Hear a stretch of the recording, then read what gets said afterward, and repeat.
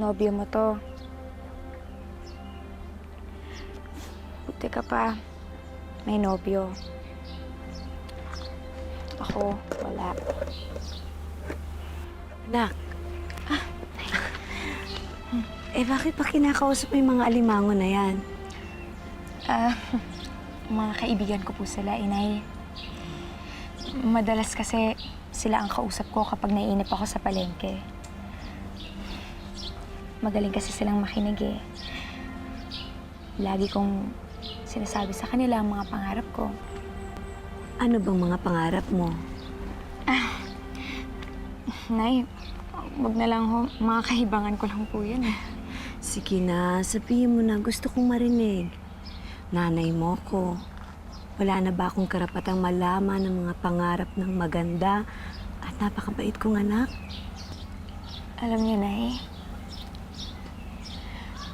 pangarap kong may isang lalaking magmamahal sa akin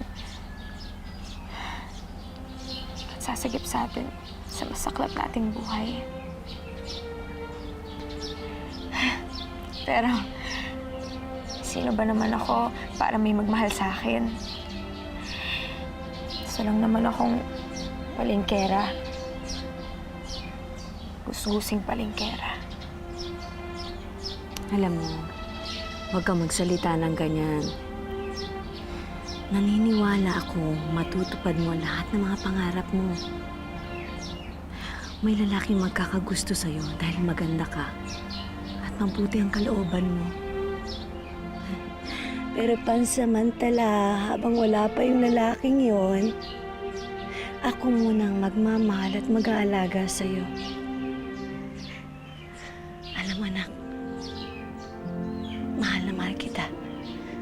Hindi kita iiwan. Pangako yan.